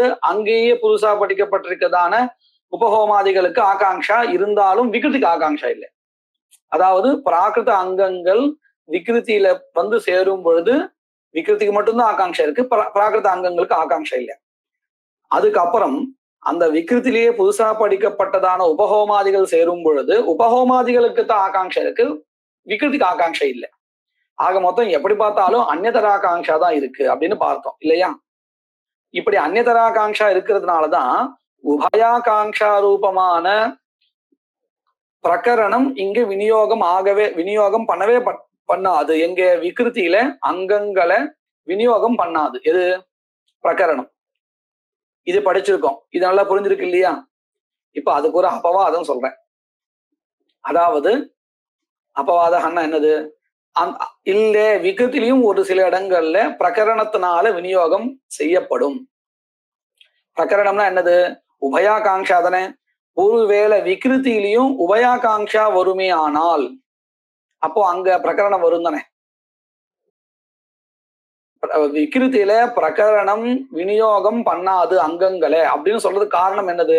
விகிருத்தியில உபயாகாங்ஷாவே வராது, அந்நியதராகாங்ஷா தான் அப்படின்னு சொன்னதுனால தானே. ஒருவேளை விகிருத்தியில உபயாகாங்ஷா வறுமை ஆனால் அப்போ பிரகரணம் விநியோகம் ஆகுமா ஆகாதா? விகிருத்தியில ஆகும். சரியா? நான் அப்படி ஒரு இடத்த சொல்லட்டுமா? பாருங்க, பிரகிருத்தில பசு யாகத்துல யூபத்துக்கு காஷ்டம் விதிக்கப்பட்டிருக்கு. காதிரோ யூபோபவத்தின்னு. சரியா? காதிரம், இந்த காதிர மரத்தினால பண்ணப்பட்டதான யூபத்தை வைக்கணும். எங்க? பிரகிருத்தில இப்படி இருக்கு. சரியா? விகிருத்தில ஔதும்பரோ யூபோபவத்தின்னு இருக்கு. உதும்பர காஷ்டம் விதிக்கப்பட்டிருக்கு. இப்படி நிலைமை இருக்கு. இப்ப பாருங்க, விகிருத்திக்கு தேவையான அங்கங்கள் எங்கிருந்து கிடைக்கும்? பிரகிருத்திலிருந்து கிடைக்கும். சரியா? இப்ப இந்த பிரகிருத்திலிருந்து அங்கங்கள் இங்கே அதிதேசம் ஆகணும், வரிசையா வரணும். சரியா? வரிசையா வரும் பொழுது இந்த யூபகா வரணும். யூபகா வந்தாதான் யூபத்துக்கு தேவையான காஷ்டகாவும் வரும். அப்படி வரும் பொழுது யூபகா வந்துடும், அதிதேசம் ஆகும். ஆனா காஷ்டகா வராது. ஏன் வராது தெரியுமோ? புதுசா விதிக்கப்பட்டதுனால. நம்ம லௌகிகத்திலே பார்க்கலாம். நம்ம ஏற்கனவே பார்த்தோம் இல்லையா? ஒரு ஆபீஸ்ல இருந்து ஒரு 4 பேர் நம்ம கூட்டுக்கிறோம். இப்ப என்னுடைய ஆபீஸ்ல டைபிஸ்ட் ஒருத்தர் இருக்காரு ஏற்கனவே. சரியா? இப்போ நான் பக்கத்து ஆபீஸ்ல இருந்து ஒரு 4 பேர் நான் வேலைக்கு கூப்பிட்டுக்கிறேன்னு வச்சுப்போம். அக்கௌண்டன்ட்டை கூப்பிட்டு வச்சுப்பேன், வாட்ச்மேனை கூப்பிட்டுப்பேன், மேனேஜரை கூப்பிட்டு எல்லாரும் கூப்பிடுவேன். டைபிஸ்ட்டை கூப்பிட மாட்டேன். ஏன் தெரியுமா? அவரும் வேணும் தானே, ஆபீஸும் சொன்னா டைபிஸ்டும் வேணும் தானே, ஆனா கூப்பிட மாட்டேன். ஏன்னா என்கிட்ட அவர் இருக்கார். எனக்கு ஸ்பெஷலா நான் ஒருத்தர் அப்பாயின்ட் பண்ணியிருக்கேன், அவர் இருக்கார். இப்படிதானே பண்ணுவோம். அத போல பிரகிருதியிலிருந்து அங்கங்கள் விகிருதிக்கு வரும் பொழுது பசு வரும், பசு தேவையான அத்தனை அங்கங்கள் வரும், கட்டுறதுக்கு யூபகாவும் வரும். ஆனா யூப்பத்துக்கு தேவையான காஷ்டா மட்டும் வராது. ஏன்னா அதான் இங்க படிக்கப்பட்டிருக்கேன் விகிருத்தில. அப்போ அது வராது. இதுதான் பாதகான்னு சொல்லுவா. பாதகான்னு அர்த்தம், அது இங்க வராது. இப்ப புரிஞ்சுதான்? இப்படி ஒரு நிலைமை இருக்கு. இப்போ பிரகிருதியிலிருந்து அங்கங்கள் வந்து அந்த அங்கங்கள் விகிருதிக்கு அங்கமாக போய் சேரணும். சேரும் பொழுது இப்ப பாருங்க, யூபகா வந்து எடுத்து சேர்ந்தாச்சு. நம்ம ஏற்கனவே என்ன பார்த்தோம்? இந்த பிராகிருத அங்கங்கள் வந்து விகிருதிக்கு சேரும் பொழுது விகிருத்தினுடைய கதம்பாவாகாங்ஷா பூர்த்தி ஆயிடுறது அப்படின்னு சொல்றோமா இல்லையா? இப்படித்தானே சொல்லிட்டு இருக்கோம். ஆனா இந்த இடத்துல மட்டும் ஆகாது. எப்படி தெரியுமா? யூபகா வந்துடுத்து, யூபத்துக்கு தேவையான காஷ்டம் வந்துருத்தோம், வரல தானே. அப்போ விகிருத்தியினுடைய கதம்பாவாகாங்ஷா பூர்த்தி ஆயிடுத்தா ஆகலையா? இன்னும் பூர்த்தி ஆகல. இன்னும் பூர்த்தி ஆகல. பூர்த்தி ஆகாத அந்த சமயத்துல இந்த விகிருத்தியிலே புதுசா படிக்கப்பட்டிருக்கிறதான ஔதும்பர காஷ்டா இருக்கு, இது போய் சேர்றதுன்னு வச்சுப்போம். இப்ப இதை உதும்பர காஷ்டா விகிருத்த புதுசா படிக்கப்பட்டிருக்கா, எப்படி உபஹோமகா படிக்கப்பட்டிருக்கோ அத போல உபஹோமத்துக்கு என்ன ஆகாங்ஷா இருக்குன்னு நம்ம சொல்லியிருந்தோம். கிம்பாவாகாங்ஷா இருக்குன்னு சொன்னோம். அப்ப அத போல இந்த உதும்பர காஷ்டத்துக்கு இப்ப என்ன ஆகாங்ஷா இருக்கும்? கிம்பாவாகாங்ஷா இருக்கு. விகிருதிக்கு இப்போ கதம்பாவாகாங்ஷா இருக்கா இல்லையா? அதுக்கும் இல்ல, அதுக்கும் இருக்கு. அப்போ ரெண்டுமே இருக்குன்னு தானே அர்த்தம். அந்த விகிருதியினுடைய அந்த கதம்பாவாகாங்ஷா எப்ப பூர்த்தி அடையும்? யூபத்துக்கு தேவையான காஷ்டம் சேர்ந்ததுக்கு அப்புறம் தான். அந்த காஷ்டம் எதனால சொல்லப்படுறது? புதுசா இங்க சொல்லப்பட்ட ஔதும்பர யுபபவதிங்கிற வாக்கியத்தினால இங்க சொல்லப்பட்ட உதும்பரத்துக்கு. இந்த சமயத்துல உதும்பரத்துக்கும் என்ன இருக்கு? ஆகாங்ஷா இருக்கு, கிம்பாவாகாங்ஷா இருக்கு. விகிருதிக்கு என்ன இருக்கு? கதம்பாவாகாங்ஷா இருக்கு. இப்ப உபயாகாங்ஷா வந்துருத்தா? புரியுறதா? இப்போ உபயாகாங்ஷா இருக்குதானே. அப்போ இது எதுவரையில் இருக்கும் தெரியுமா? இந்த உதும்பர காஷ்டா வந்து விகிருதிக்கு அங்கமா சேர்ந்து யூபகாங்கிற ஒரு பதார்த்தம் தயாராற வரையில. அதாவது இப்ப பாருங்க, பிரகிருதியிலிருந்து 10 அங்கங்கள் அதிதேசமாறுதுன்னு வச்சுப்போம். பிரகிருதியிலிருந்து 10 அங்கங்கள் அதிதேசமாறது எங்க? விகிருதிக்கு. சரியா? 1 2 3, 4வது காதிரம். சரியா? 5வது யூபகா, 5வது அங்கம். மேற்கொண்டு இன்னும் நிறைய அங்கங்கள் இருக்கு. 4வது என்னது? காதிர காஷ்டமும் 5வது யூபகாவும். மேற்கொண்டு 6 7 எல்லாம் இருக்கு. பிராகிருத அங்கங்கள் விகிருதிக்கு வரணும். இப்படின்னு கற்பனை பண்ணி பார்த்துக்கோங்க. இப்போ 10ல 9 வந்துடும். விகிருதிக்கு அதிதேச பிரமாணத்தால கிடைச்சிடும். ஒன்னே ஒண்ணு வராது. எது வராது? இந்த காஷ்டம் வரும். காஷ்டம் வராது. அதாவது காதிர காஷ்டம் வராது. இப்போ 4வது அப்படியே நிக்கிறது. 4வது பூர்த்தி ஆனாதான் 5வது சேரவே முடியும் இல்லையா? இப்ப நல்லா புரியுறதா? இப்ப பாருங்க, இந்த ஔதும்பர யுபபவதிங்கிற வாக்கியத்தினால சொல்லப்பட்ட உதும்பர காஷ்டம் அந்த 4வது இடத்த போய் உட்கார்ந்தாதான் 5வது அங்கங்கள் சேர்ந்து அதுக்கப்புறம் விகிருதிக்கு ஆகாங்ஷா பூர்த்தி அடைஞ்சிடும். ஆனா அது வரையில் அப்படியே விகிருதி நிற்கும். எனக்கு இந்த 4வது அங்கம் பூர்த்தி ஆகல, அது ஆனாதான் 5வதா இருக்கக்கூடிய யூபம் பூர்த்தி ஆகும் அப்படின்னு நிற்கும். இதுல ஒரு கற்பனை தான், புரிஞ்சிருக்கிறதுக்காக ஒரு கற்பனை. அது நிக்காது. நமக்கு தான் அந்த ஞானம் வரும். நம்ம தான் அதை யோசிப்போம். யூப்பம் யோசிக்காது, விகிருதி யோசிக்காது. விகிருதிய சொல்ற வாக்கியத்தை புரிஞ்சுட்டு நாம இப்படி யோசிப்போம். அதை நம்ம ஒரு புரியுற பாஷையில ஒரு கற்பனையில இப்படி சொல்லிட்டு இருக்கோம். விகிருதி எதிர்பார்க்கிறது அப்படின்னு சொல்லிட்டு இருக்கோம். சரி, இருக்கட்டும். இப்ப 4வதா இந்த உதும்பர காஷ்டம் போய் சேரணும். சேர்ற வரையில விகிருதி ஆகாங்ஷா பூர்த்தி அடையாது. இது சேர்ந்து அதுக்கப்புறம் யூபங்கள்லாம் வரிசையா சேர்ந்துடும். புரியுறதா? இது நல்லா புரியுறது இல்லையா? இது நம்ம புரியறதுக்காக சொல்றேன். லௌகிக உதாரணத்துக்கு கம்ப்யூட்டர் எல்லாம் பார்த்தோம்னா ஏதாவது ஒரு ஃபைல நம்ம வந்து காப்பியோ இல்ல மூவோ பண்ணி வச்சுப்போம், இல்ல பேஸ்ட் ஏதோ பண்ணிப்போம். பண்ணும் பொழுது அது சப்போர்ட் ஃபைல் ஒண்ணு எங்கேயா மிஸ் ஆயிருக்கும். எல்லாம் ரெடியா இருக்கும் போறதுக்கு. அந்த சப்போர்ட் ஃபைல் எங்கேயா மிஸ் ஆயிருக்கும். அதை காமிச்சுட்டே இருக்கும். இந்த ஒரு ஃபைல் மட்டும் மிஸ் ஆகுதுன்னு. நான் தேடி கண்டுபிடிக்கட்டுமா அப்படின்னு கேட்கும். ஒரு கமெண்ட் கேட்கும். ஓகேன்னு சொல்லி கொடுத்தோன்னா அது தேடி கண்டுபிடிச்சிடும். கண்டுபிடிச்சு வேற ஏதாவது ஃபோல்டர்ல இருக்கோ அதை கொண்டு இது போட்டுக்கும். போட்ட அடுத்த செகண்ட் எல்லாம் பேஸ்ட் ஆயிடும். ஒரு 10 ஃபைல் நம்ம காப்பி பண்ணிட்டு இருப்போம். நடுவில் ஒரே ஒரு ஃபைலுக்காக அப்படியே வெயிட் பண்ணி நிற்கும். அந்த ஒரு ஃபைலை தேடி கண்டுபிடிச்சிருச்சுன்னா அடுத்த செகண்ட் எல்லாம் ஒன்னே காப்பி ஆயிடும். இப்படி நம்ம கம்ப்யூட்டர்ல பாக்குறோமா இல்லையா? அந்த மாதிரி ஒரு நிலைமை தான் இங்க விகிருத்தில 4வதாக இருக்கக்கூடியதான அந்த காஷ்டத்துக்காக வெயிட் பண்ணிருக்கு. இந்த உதும்பரம் போய் சேர்ந்ததுக்கு அப்புறம் உடனே என்ன ஆயிடும்? ஆகாங்ஷா பூர்த்தி அடையும் விகிருத்திக்கு. இப்ப இதுல நம்ம கவனிக்க வேண்டியது என்ன தெரியுமா? எதுக்காக இந்த நம்பர்ஸ் எல்லாம் நான் சொன்னேன்னு கேட்டா, இங்க சந்தம்ஷா இருக்கு. என்ன சந்தம்ஷா இருக்கு? பிராகிருத அங்கங்கள், யூபத்துக்கு சம்பந்தப்பட்ட அங்கங்கள்ங்கிறத ஒரு சந்தம்ஷா இருக்கு. அதுக்காக தான் இந்த நம்பர்ஸ் எல்லாம் உதாரணமா காமிச்சேன். அது இப்ப பாருங்க, இந்த யூபத்துக்கு தேவையானதான அங்கங்கள் 1, 2, 3, 4வதா அந்த காஷ்டா, 5வதா யூபம். யூபங்கிறது தனி ஒண்ணு இல்லை. ஆக்சுவலி யூபம் தனியா சொல்லக்கூடாது. இந்த காஷ்டத்தினால அதுல சம்ஸ்காரம் பண்ணி அதுல வரக்கூடியதுதான் திருஷ்ட கணம் தான். புரியறதுக்காக உங்களுக்கு யூபம்னு சொல்லிட்டு இருக்கேன். சரி, இந்த 4வதா அந்த பதார்த்தம் இருக்கு. அது இப்போ சந்தம்ஷ பதித்தமா இருக்கு. இப்படி சந்தம்ஷ பதித்தமா இருந்தால் அங்க விகிருத்திலையும் கூட எது விநியோஜகமா ஆகும்?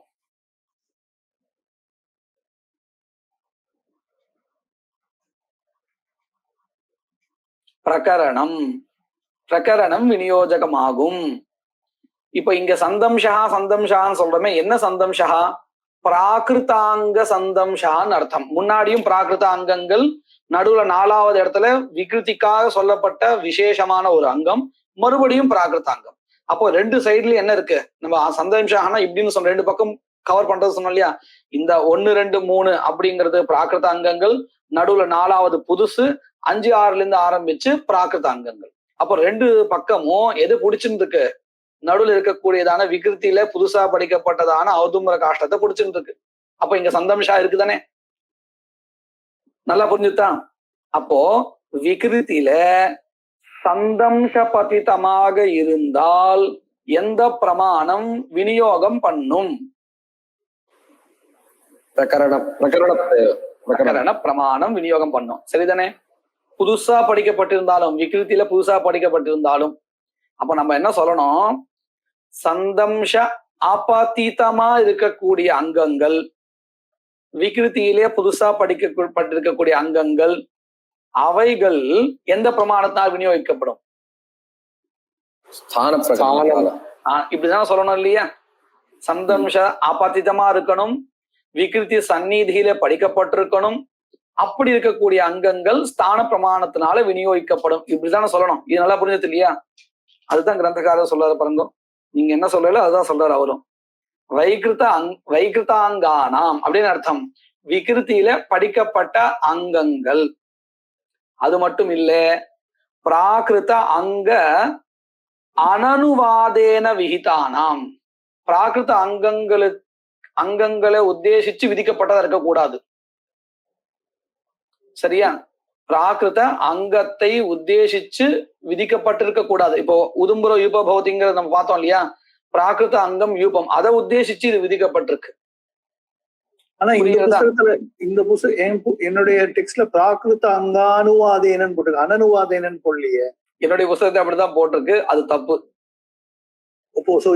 இங்க நான் மாத்திக்கணும். ஆமா, என்னுடைய புத்தகத்துல அப்படிதான் இருக்கு. நான் கவனிச்சுட்டேன், அதனால நான் மாத்தி படிக்கிறேன். என்னுடைய புத்தகத்துல அப்படிதான் இருக்கு.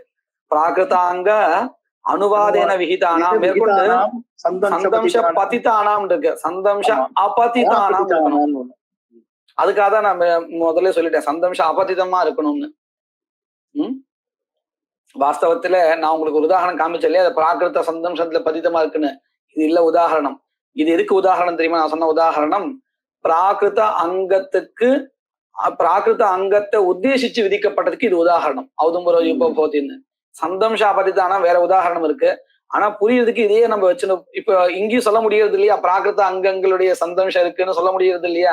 அதனால இதுவே போதும்னு இந்த உதாரணமாக சொல்லிட்டேன். இப்ப பாருங்க, வைக்கிருத்தாங்கானாம் சொன்னா எப்பேற்பட்ட விகிருத்தியினுடைய அங்கங்கள் அப்படின்னு கேட்டால், பிராகிருத அங்கத்தை அனுவாதம் பண்ணி விதிக்கிறதா இருக்கக்கூடாது. அதாவது பிரகிருதத்திலிருந்து வந்த யூபத்தை உத்தேசிச்சு இங்க ஔதும்பரம் விதிக்கப்பட்டது இல்லையா, இங்க புதுசா ஒரு யூபம் விதிக்கப்பட்டிருந்தா பிரச்சனை இல்லை, அது ஸ்தான பிரமாணமே விநியோகம் பண்ணிடும். புரியுறதா? பிரகிருத்திலிருந்து வந்த ஒரு யூபகா அதோட சேர்ந்து விகிருத்திலே புதுசா ஒரு யூபகா விதிக்கப்பட்டிருந்தா அது உதும்பர காஷ்டமாகவே விதிக்கப்பட்டிருந்தாலும் பிரச்சனை இல்லை, ஏன்னா அது புதுசு. ஆனா இங்க அப்படி இல்லை. ஔதும்பர யூபபோதிங்கிறதுல உதும்பர காஷ்டகா எப்பேற்பட்ட யூபத்துக்கு விதிக்கப்படுறதுன்னா பிரகிருதியில சொல்லப்பட்ட யூபத்தை உத்தேசிச்சு விதிக்கப்படுறது. வித்தியாசம் புரியுறதா? நல்லா புரியுறது இல்லையா அது? அதனால என்ன ஆறுதுன்னு கேட்டால், அந்த இடத்துல பிராகிருதாங்கமான யூபத்தை உத்தேசிச்சு விதிக்கப்படுவதனால அங்க பிரகரணம் தான் விநியோகம் ஆகுமே தவிர ஸ்தானம் ஆகாது. அதனாலதான் என்ன பண்ணும் இங்க இப்ப பாருங்க, புஸ்தகத்துக்கு தப்புன்னு தெரியுது இல்லையா, பிராகிருத அங்க அனுவாதேன விகிதானாம் சொன்னா விபரீதமா அர்த்தம் கிடைக்கும். பிராகிருத அங்க அனனுவாதேன விகிதானாம் விகிருத்தியங்கானாம் அப்படின்னு அன்பயம். அதாவது பிராகிருத அங்கத்தை உத்தேசிச்சு விதிக்கப்படாமல் விகிருத்தியிலேயே புதுசா படிக்கப்பட்டிருக்கக்கூடிய அங்கங்கள் அப்படின்னு அர்த்தம். அதற்கு புரிஞ்சுதா? இது தெளிவா புரிஞ்சிருக்க எல்லாருக்கும்? அவகதம். சமீச்சீனம். பிராகிருத அங்க அனுவாதேன விகிதானாம். அதே மாதிரி சந்தம்ச அபதிதானாம். சந்தம்ச பதிதமா இருந்தாலும் அங்க என்ன ஆயிடும் தெரியுமா? சந்தம்ச பதிதமா இருந்தாலும் உதாரணத்துக்கு இப்ப பாருங்க, பிரகிருதியிலிருந்து சில அங்கங்கள் வருது. அந்த அங்கங்களுக்கு நடுவுல விகிருத்தியில புதுசா ஒரு கர்மா விதிக்கப்பட்டிருக்குன்னு வச்சுப்போம். ஒரு கற்பனை விகிருத்தியில புதுசா ஒரு கர்மா விதிக்கப்பட்டிருக்கு. அந்த கர்மா எப்போ அனுஷ்டிக்கணும்னு கேட்டால் விகிருத்திகள் அனுஷ்டிக்கிறோம் இல்லையா, அந்த நடுவுல அனுஷ்டிக்கணும்னு சொல்லப்பட்டிருக்குன்னு வச்சுப்போம். அப்போ என்ன பண்றது? பிராகிருத அங்கங்களுடைய நடுவுல இது போய் மாட்டினுடுது. புரியுதா? அந்த ஸ்தலம் எப்படி கற்பனை பண்ண முடியுறதா? பிராகிருத அங்கங்களை அனுஷ்டானம் பண்ணிட்டு இருக்கக்கூடிய சமயம் விகிருத்தில புதுசா ஒரு கர்மா படிக்கப்பட்டிருக்கு. அந்த கர்மா அந்த பிராகிருத அங்கங்களுடைய நடுவுல பண்ணணும்னு போயிடுது, அனுஷ்டானம் பண்ணணும்னு. அப்ப என்ன ஆயிடும்? பிராகிருத அங்கங்களுடைய நடுவுல இது போய் மாட்டின்றதுன்னு ஆயிடும். அப்போ சந்தம்ஷாக கிடைக்கும். சரியா? அதனால ஸ்தான பிரமாணத்தினால விநியோகம் பண்ணக்கூடிய அங்கம் எப்படி இருக்கக்கூடாது? சந்தம்ஷ பதித்தமா இருக்கக்கூடாது, சந்தம்ஷ அபதிதமா இருக்கணும். எப்படி பிராகிருதாங்க அனுவாதமா விதிக்கப்பட்டிருக்க கூடாதோ, பிராகிருதாங்க அனனுவாதேன விகிதமா இருக்கணுமோ, அத போல சந்தம்ஷ பதிதமா இருக்கக்கூடாது, சந்தம்ஷ அபதிதமா இருக்கணும். அப்பேற்பட்ட விகிருத்தி அங்கங்கள் ஸ்தான பிரமாணத்தினால விநியோகிக்கப்படுகின்றன. இது புரிஞ்சிருக்கா? சந்தம்ஷ அபதிதானாம் விகிருத்தியர்த்தத்துவம் சந்நிதி பாடாத் பவதி யதா ஆமனஹோமானாம். இது அவ விளக்கம் கொடுக்கிறார். தேஷாம் ஹி ஆமனஹோமானாம் ஹி கைமர்த்தியாகாங்காயாம். நான் எதுக்கு உபகாரம் பண்ணணும் அப்படிங்கிறதான ஒரு ஆகாங்ஷா இருக்கும் பொழுது விகிருத்தியபூர்வமேவா, விகிருத்தியபூர்வம் தான் இதுக்கு சாத்தியமா தெரிகிறது. விகிருத்தியபூர்வமேவ பாவ்யத்வேன சம்பத்தியதே. இந்த ஆமன ஹோமத்துக்கு கிம்பாவாகாங்ஷா இருக்கும் பொழுது அங்கியாக விகிருத்தி தான் போய் சேர்றது. ஏன் அதை தான் சொல்லணும் மெனக்கட்டுனா? அதுதான் உபஸ்திதமா இருக்கு இல்லையா? வேற எந்த பிரதானமாவது உபஸ்திதமா இருக்கா? அந்த பிரகரணத்துல படிக்கப்பட்டிருக்கிறதுனால அந்த விகிருத்தி தான் முதல்ல உபஸ்திதமானது. அதுதான் காரணமா சொல்ல பாருங்க, உபஸ்திதத்வாத். அதாவது இந்த உபஹோமத்தினுடைய கிம்பாவாகாங்ஷா எழும் பொழுது அந்த பிரதான விகிருத்தி தான் உபஸ்திதமா இருப்பதுனால அந்த பிரதான விகிருத்தி தான் அங்கி சேஷி. இப்போ ஒரு சின்ன கேள்வி கேட்கிறான், ஏன் இந்த விகிருத்தி தான் அங்கின்னு எடுத்துக்கணுமா என்ன? இதுக்கே ஒரு பலத்தை கல்பிக்கலாமே. ஆமன ஹோமத்துக்கு நம்ம இந்த விஸ்வதி நியாயான்னு பார்த்திருக்கோமா? விஸ்வதி நியாயா பார்த்திருக்கோம் இல்லையா? அந்த நியாயத்தை வச்சுண்டு எங்க பலம் கேட்கப்படலையோ, சூயமானமா இல்லையோ, அங்க ஒரு பலத்தை கல்பிக்கலாம். அத போல இந்த ஆமன ஹோமத்துக்கும் விகிருத்தி அங்கத்துவம் சொல்ல வேண்டாம், புதுசா ஒரு பலத்தை கல்பிச்சிடலாமே அப்படின்னு கேட்டால் அதுக்கு என்ன பதில் தெரியுமோ? அப்படி ஒருவேளை இது சுதந்திர பலத்தை கொண்டதா இருந்தால் ஏன் விகிருதி பிரகரணத்துல படிக்கணும் மெனக்கட்டு? அது வியர்த்தம் தானே. அப்போ அந்த விகிருதி பிரகரணத்தை படிக்கப்பட்டிருப்பதுனாலேயே நமக்கு என்ன தெரியறது? இதற்கும் விகிருதிக்கும் ஏதோ ஒரு சம்பந்தா இருக்கு, அங்காங்கி பாவா அப்படிங்கிறதான ஒரு அங்காங்கி பாவா இருக்குன்னு தெரியறது இல்லையா? இல்லைன்னா அந்த விகிருதி பாட வையர்த்தியம் வந்துடும். அதுதான் கேள்வியை கேட்டு பதில் சொல்ல பாருங்க. சுதந்திர பலகத்வே, இந்த கர்மாவே சுதந்திரமா ஒரு பலத்தை கொண்டிருக்குது அப்படின்னு சொல்லதா இருந்தால் விகிருதி சந்நிதி பாட ஆனர்த்தக்கியாபத்தே, விகிருத்தியில பட்டு இருப்பதுங்கிறது வியர்த்தம்னு ஆயிடும். சரி, இப்போ எதை சொன்னா அப்படின்னு கேட்டால் பாடசாதேஷ்யம் தீவிதம்னு சொன்னா யதாசங்கிய பாடா சந்நிதி பாடான்னு அந்த சந்நிதி பாட்டத்துக்கு உதாரணம் சொல்லி முடிச்சுட்டா. அடுத்தது பாருங்க, அடுத்தது ஸ்தானம் எதை சொல்ல போறா? அனுஷ்டான சாதேஷத்தை சொல்ல போறா. இதைத்தான் நம்ம முதல்ல பார்த்தோம். அதாவது சோமயாகத்துல 3 அங்கமாக 3 பசு யாகங்கள் பண்ணப்படுறது. அக்னிஷோமியா, சவனீயா, ஆணுபந்தியா அப்படின்னு. இதுல இந்த சோமயாக 5 நாள் அனுஷ்டானம் பண்ணுவா. அதுல 4வது நாளுக்கு ஔபவசத்தியம் அஹான்னு பேரு. இந்த ஔபவசத்திய அகத்துலதான் அக்னிஷோமிய பசுவை அனுஷ்டானம் பண்றான். அதுக்கப்புறம் 5வது நாளுக்கு சுத்தியாஹா அப்படின்னு பேர். சுத்தியாஹஸ் அப்படின்னு சொல்லுவா. சுத்தியாஹா, அஹா சப்தம், அஹான தினம்னு அர்த்தம். இந்த சுத்தியாஹஸ்லதான் என்ன பண்றா அப்படின்னு கேட்டால் சவனீயத்தை முதல்லையும் கடைசியில எல்லாம் முடிஞ்சதுக்கு அப்புறம் ஆணுபந்தியத்தை பண்ணுவா. இப்படிதான் அனுஷ்டானம் ஆயிருக்கு. இப்போ இதுல 3 பசு யாகத்துல முதல்லயே ஸ்ரீராமன் கேட்டான், 3மே இருக்கட்டுமே பிரகிருதி யாகமா, அதாவது 3த்துக்கும் பசு தர்மங்கள் அத்தனையும் 3 யாகத்துக்கும் போய் சேரட்டுமே, என்ன பாரபட்சம் வேண்டியிருக்கு அப்படின்னு. அப்படி இல்ல, அக்னிஷோமியா இருக்கு இல்லையா, அதுல போய் இந்த அங்கங்கள்லாம் சேர்ந்துடும். முதல்ல நம்ம ஏற்கனவே பார்த்திருக்கோம், எத்திர சர்வாங்க உபதேசா சா பிரகிருத்தின்னு பார்த்தோம். அப்படி பார்த்தால் இந்த 3 பசு யாகத்துல எந்த பசு யாக இப்போ பிரகிருதி ஆயிடுத்துன்னு கேட்டா அக்னிஷோமியா. ஏன்னா அதுலதான் அங்கங்கள் போய் சேர்ந்திருக்கு. என்னைக்கு அக்னிஷோமிய பசுவை அனுஷ்டானம் பண்றோமோ அன்னைக்குதான் இந்த அங்கங்கள் படிக்கப்பட்டிருக்குங்கிறதுனால அதற்கு அங்கமாக சேர்றது. சேர்ந்தாச்சுன்னா அதுக்கப்புறம் அக்னிஷோமியத்திலிருந்து சவனீயத்துக்கும் ஆணுபந்தியத்துக்கும் அதிதேச பிரமாணத்தினாலே கிடைச்சிடும். மறுபடியும் அங்க அன்வயம் சொல்லியிருக்க வேண்டிய அவசியம் இல்லை. ஒரு இடத்துல போய் சேர்ந்தாச்சுன்னா போதும், அது பிரகிருதி, சவனீயமும் ஆணுபந்தியமும் விகிருத்தின்னு ஆயிடும். இதுதான் ஸ்திதி. இப்போ இந்த இடத்துலதான் கேள்வி பாருங்க. பசு தர்மானாம் அக்னிஷோமியார்த்தத்துவம், அக்னிஷோமிய அர்த்தத்துவம் நாம அக்னிஷோமிய அங்கத்துவம். சரியா? அக்னிஷோமிய அங்கத்துவம் எதனால? அனுஷ்டான சாதேஷ்யத்தினால. சரியா? அனுஷ்டான சாதேஷ்யாத். இப்போ அந்த விளக்கம் தான் கொடுக்க போறார். ஔபவசத்தே அன்னி அக்னிஷோமியா பசு அனுஷ்டீயத்தே. இது நம்ம பார்த்த விஷயம்தான். புரியுறது இல்லையா? தஸ்மின்னேவ தினே தே தர்மாக பட்யந்தே. தே தர்மா இत्युक्ते பசு தர்மாக, உபாகரண நியோஜனாதய தர்மாக.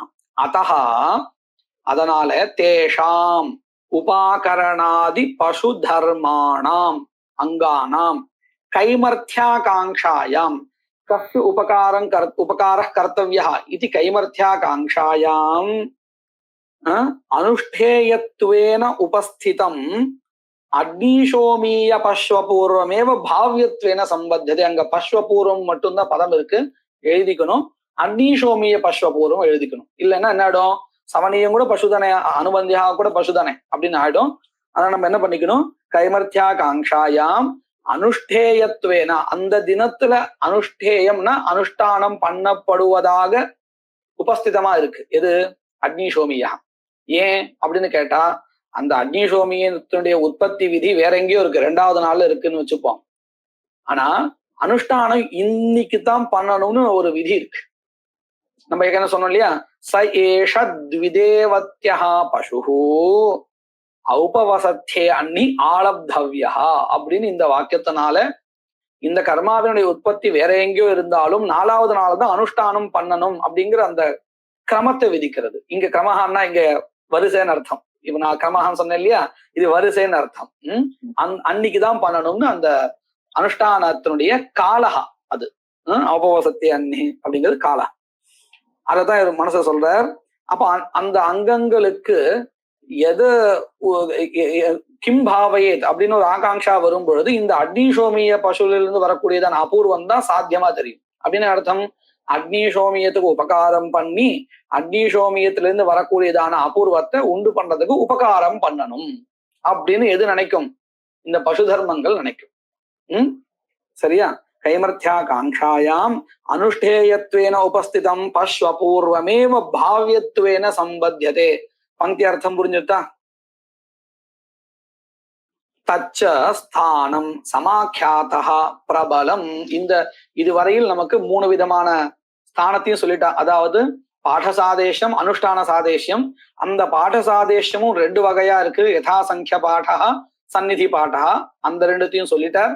கடைசியிலே அனுஷ்டான சாதேஷத்தையும் சொல்லி முடிச்சுட்டார். இப்போ நம்ம எப்பொழுதும் போல என்ன பண்ணோம், அடுத்தாப்புல வரக்கூடிய பிரமாணத்தை எடுத்து அதை காட்டிலும் இது பிரபலம்னு சொல்லணும் இல்லையா? அதை சொல்ல ஆரம்பிக்கிறார் பாருங்க. எப்படி சொல்றார்? தச்ச ஸ்தானம், இப்பேற்பட்ட ஸ்தான பிரமாணமானது சமாக்கியாதா பிரபலம், சமாக்கியா என்கின்றதான அடுத்ததாக சொல்லப்படுகின்ற பிரமாணத்தை காட்டிலும் பிரபலமானது. அதையேவா, அதையேவா இத்துக்தே யஸ்மாத் சமாக்கியா ரூப பிரமாணாபேட்சையா இதம் ஸ்தானம் பிரமாணம் பிரபலம் தஸ்மாத். சுந்தன மந்திரா சாண்ணாய பாத்திராங்கம் பாடசாதேஷ்யாத் சுந்தத்வந்தேவ்யாய கர்மனே அப்படின்னு மந்திரம் வருது இல்லையா? இந்த மந்திரமானது எங்க படிக்கப்பட்டிருக்குன்னு கேட்டால் பௌரோடாசிக காண்டத்துல 1வது காண்டம் தான். பௌரோடாசிக காண்டம் 1வது காண்டம் தான். சுந்தத்வந்தேவ்யாய கர்மணே தேவஜ்யானி வருது இல்லையா? 3வது அணுவாக்கம். அதுதான் இது, அந்த மந்திரம் தான் இது. இந்த மந்திரம் எதற்குன்னு கேட்டா, இப்ப பாருங்க, இந்த மந்திரம் சோதனம் பண்றதுக்கு உண்டான, அலம்புறதுக்கு உண்டான மந்திரம் இது. சரி, எந்த பாத்திரத்துக்கு? பௌரோடாசிகம்ங்கிற காண்டத்துல படிக்கப்பட்டதுனால சமாக்கியான்னா என்னது? யோகிக்க சப்தா தானே. இப்ப பௌரோடாசிகம்னு பேரு பாத்திரம் என்ன தெரியுது? புரோடாசத்துக்கு சம்பந்தப்பட்டதுன்னு தெரிகிறது. சரியா?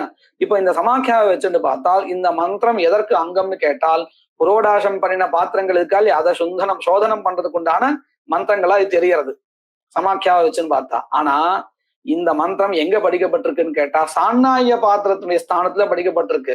2வது அணுவாக்கமோ 3வது அணுவாக்கமோ சாண்ணாய மந்திரங்கள் தானே சொல்லிட்டு இருக்கு. இந்த இஷயத்துவான ஆரம்பிச்சு எல்லாமே சாண்ணாயத்துக்கு தேவையானதுன்னு இப்ப சொல்லிட்டு இருக்கு. அதுக்கப்புறம் தானே மேற்கொண்டு இந்த புரோடாச சம்பந்தப்பட்ட மந்திரங்கள்லாம் வருது. முதல்ல இருக்கக்கூடியது 3வது அணுவாக்கம் கூட இந்த சாண்ணாயத்துக்கு அங்கங்களை சொல்லிட்டு இருக்கு, மந்திரங்களை தான் சொல்லிட்டு இருக்கு. மேற்கொண்டுதான் தேவசத்வான வரும்போது கர்மநேவான் தேவேபேஷகே வேகாயத்வா பிரதிஷ்டன் வரும்போதுதான் அது புரோடாச சம்பந்தப்பட்ட மந்திரங்களா மாறுது. ஆனா இந்த சுந்தன மந்திரம் எங்க? சாண்ணாயத்தினுடைய சமீபத்துல படிக்கப்பட்டிருக்கு. ஸ்தானம் எந்த நம்ம பார்த்தோம் இல்லையா? சாண்ணாயன் நம்ம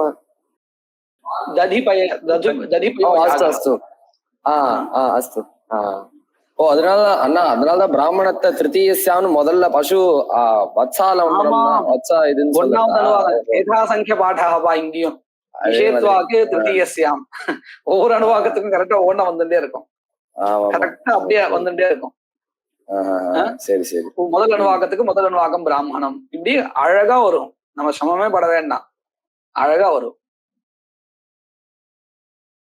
இப்ப பாருங்க, இப்ப இந்த சாண்ணாய பாத்திர அங்கம்னு தெரியறதா இல்லையா? அதை வச்சுட்டு ஸ்தானத்தை வச்சுட்டு பார்த்தால் சரியா? ஆனா சமாக்கியா வச்சுட்டு பார்த்தால் புரோடாச அங்கம்னு ஆகும். இப்ப நம்ம எதை எடுத்துக்கிறது அப்படின்னு கேட்டால் இந்த ஸ்தான பிரமாணத்தை தான் எடுத்துக்கணும்.